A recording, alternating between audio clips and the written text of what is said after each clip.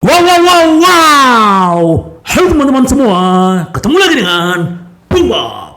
Wow, masih dalam suasana Piala Dunia, sahabat Bob. Ya, tadi malam sangat menarik sekali ya. Maroko melawan Spanyol dan Spanyol tidak berkutik. Dan bahkan dalam adu penalti pun Spanyol tidak bisa membobol gawang si Bono. Kenal Bono kan? Bono itu saudaranya Rini S. Bono, sahabat Bob ya. Tapi sebelum gua lanjut, sahabat Bob, silakan subscribe dan klik loncengnya. Thank you. Wow, selamat buat Maroko, ya, mantan pemain Inter, ada Hakimi dan juga ada pemain-pemain Serie A kayak siapa? Kayak Amrabat yang luar biasa, sahabat Bob ya. Terus dini hari tadi luar biasa, Portugal menghajar yang namanya Swiss dengan skor 6-1. Luar biasa, sahabat Bob. Dan itu adalah hat-trick pertama di Piala Dunia ya. Pemain muda dari Portugal yang menggantikan Cristiano Ronaldo.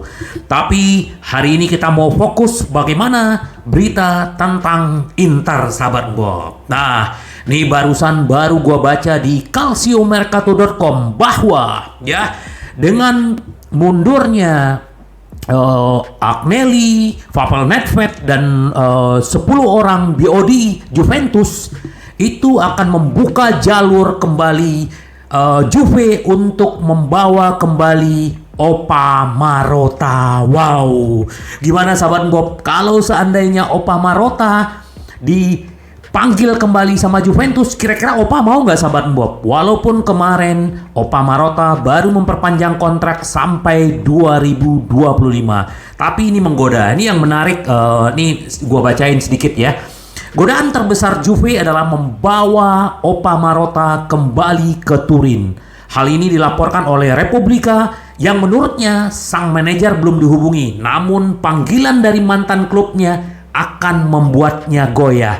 Apakah benar? Ya, dengan dengan adanya kasus Juve yang sangat besar sekarang, apakah Opa Marotta mau balik ke sana? Kita tunggu aja, sahabat Bob. Tapi kalau gua pribadi nggak mungkin Opa ke sana karena memang Juventus kan banyak masalah. Dia dulu keluar dari Juventus kan juga ada bermasalah dengan Paratici, dengan manajemennya kan.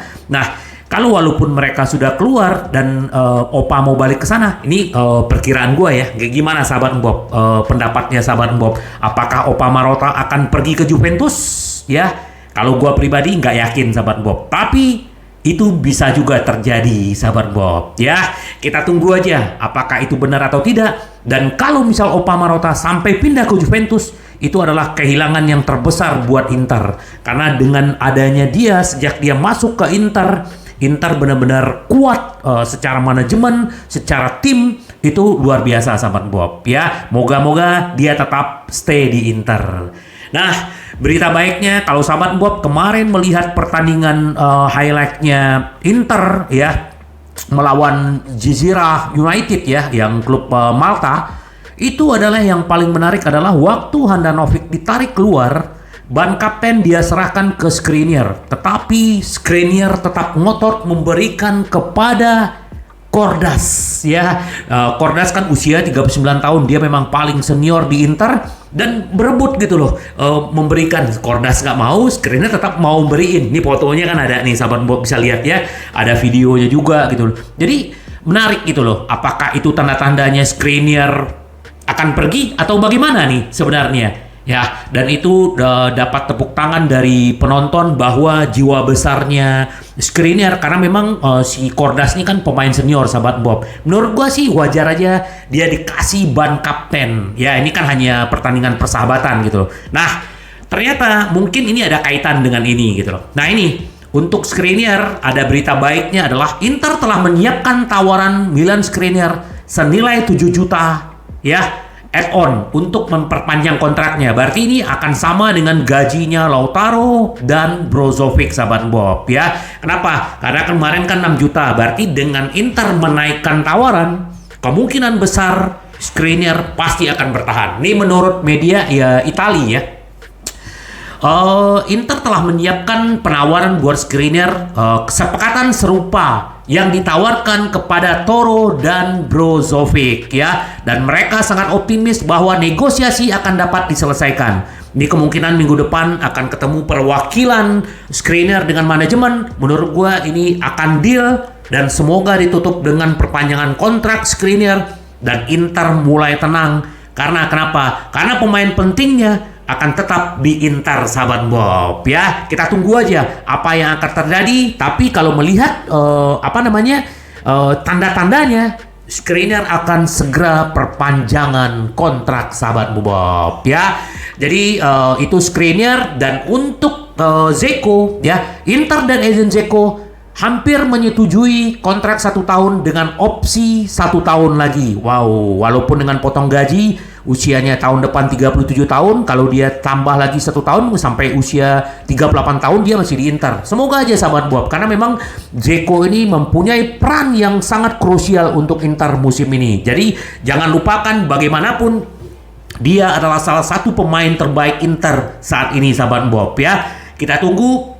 Kalau ini udah dekat mendekati kesepakatan, artinya Dzeko dan Skriniar perpanjang kontrak, Inter akan lebih tenang dan fokus mengejar pemain-pemainnya dan fokus dengan pemain-pemain yang juga mau perpanjang kontrak seperti Steven De Vrij. Kenapa? Kalau seandainya Steven De Vrij tidak mau memperpanjang kontrak, kemungkinan Inter akan mengambil, ya kemarin kan gue udah pernah bilang di video gue, ada Smalling, ada si Bekau, ada Gigi. Tapi ini ada yang menarik. Kalau seandainya Acerbi, Steven De Vrij tidak menetap di Inter, ada kemungkinan adalah back Leicester City, ya, Çağlar Söyüncü ditawarkan ke Inter dengan transfer gratis. Jadi ini si Söyüncü ini bagus loh, sahabat Bob. Dia main di Leicester City. Nah, dia ini pemain Turki, berarti satu kampung sama si Hakan, ya. Dan ini agennya sendiri yang menawarkan ke Inter. Kalau memang Inter mau, dan ini penawaran yang menarik buat Inter, tapi Inter akan melihat dulu apakah De Vrij, Acerbi akan tetap di Inter. Kalau mereka tetap, ya kemungkinan Söyüncü juga akan datang. Kenapa? Karena slot gaji kan harus dikurangin, sahabat Bob. Gak mungkin slot gaji nambah dengan artinya dengan Inter sekarang adalah keluar pemain, masuk pemain. Jadi modelnya begitu. Gak mungkin pemain yang gak keluar terus ada yang masuk. Karena ya kita berbicara yang namanya finansialnya Inter, sahabat Bob ya. Söyüncü kalau dia main di Inter akan lebih bagus karena dia udah terbiasa bermain di Liga Premier. Ini bagus, fisiknya juga bagus, visi bermainnya juga bagus. Menurut gua ini akan tambahan yang bagus buat Inter. Tapi ya kita nggak tahu ya. Kalau memang Söyüncü datang ke Inter, dia akan mudah beradaptasi karena ada rekan satu negaranya. Dan kemungkinan kalau dia datang ke Inter pasti dia juga akan berkomunikasi dengan Hakan. Gimana nih Inter, benar gak? Kalau gue sih senang lihat Söyüncü ya. Cuman kayak kalau di Leicester City sekarang nggak terlalu pemain inti kayaknya sekarang. Setahu gue sih ya, sahabat Bob. Tapi ya semoga aja lah kalau memang benar Inter mendapatkan dia, kalau ada pemain yang keluar, ini akan keuntungan sendiri ya, tanpa harus membeli, sahabat Bob ya. Nah, satu lagi yang menarik adalah pemain Kroasia, sahabat Bob tahu ya, Joško Gvardiol ya. Dia ini kan pemain belakangnya Kroasia. Sekarang dia bermain di Leipzig ya. Jadi sebenarnya di musim panas kemarin Inter udah mengincar dia. Kalau seandainya Bastoni berangkat ke Manchester City atau Hotspur ya, tetapi Bastoni menyatakan ke klub bahwa dia akan tetap di Inter. Jadi akhirnya Inter pun tidak menjadi mengambil Gvardiol. Tapi memang berat juga kalau walaupun si Bastoni terjual, Gvardiol ini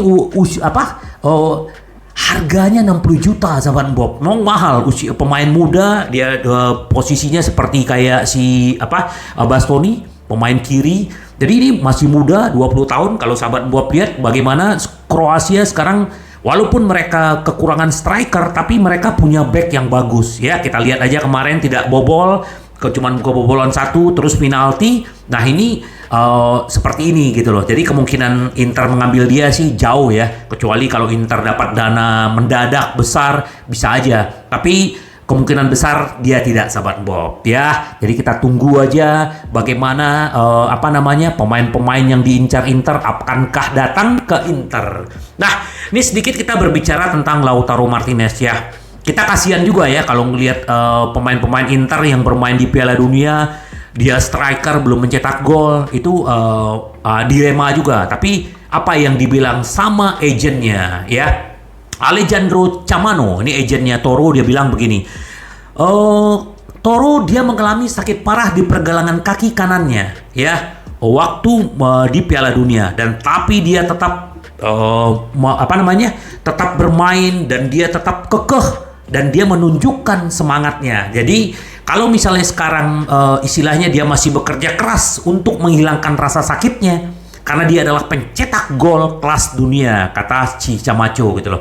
Jadi memang sekarang Toro kehilangan tempat jadi striker utama di Argentina ya gara-gara itu ya. Mudah-mudahan aja nanti lawan Belanda dia bisa gacor lagi. Kita tunggulah pergerakannya Toro ini nanti di melawan Belanda, sahabat Bob. Kita doakan aja lah. Baik Denzel Dumfries juga permainannya juga makin bagus. Begitu juga Brozovic yang istilahnya dia adalah mencetak sejarah di Piala Dunia bahwa dia di pertandingan Jepang aja itu berlari 16,7 kilo, sahabat Bob, luar biasa. Dan dia memecahkan rekor dia sendiri. Ini memang orang mobile banget dan memang kita beruntung ya. Semoga aja dia tidak tergoda ke Tottenham Hotspur, godaannya Conte ya, pengen mencoba Liga Premier ya, siapa tahu. Tapi ya Inter juga tidak menutup juga kalau memang Brozo ini seandainya dia pergi gitu loh, karena kan udah ada Hakan, udah ada Aslani, banyak beberapa gelandang-gelandang kita gitu. Tapi ya menurut gua Brozo harus tetap dipertahankan ya, sahabat Bob, karena dia adalah krusial di Inter dan kita berharap bagaimanapun pemain-pemain Inter tetap mendapatkan yang terbaik, sahabat Bob. Jangan lupa nanti malam jam 00 akan ada pertandingan persahabatan melawan Salzburg ya. Ini juaranya Austria. Jadi itu ditayangin di Facebook Live-nya Inter ya, sahabat Bob ya. Kita bisa nonton bagaimana nanti Inzaghi mencoba pemain-pemain mudanya dan pemain-pemain seniornya untuk mendapatkan pertandingan yang menarik. Dan ini adalah sebagai uji coba karena persiapan Inter untuk melawan tim-tim Serie A berikutnya di Januari, terutama Napoli di 5 Januari, sahabat Bob. Kita tunggu permainan Inter yang lebih kompak, intens, dan mereka tetap bersemangat, sahabat Bob. Sampai ketemu lagi dengan Bob. Bye bye. Ci vediamo. Yes.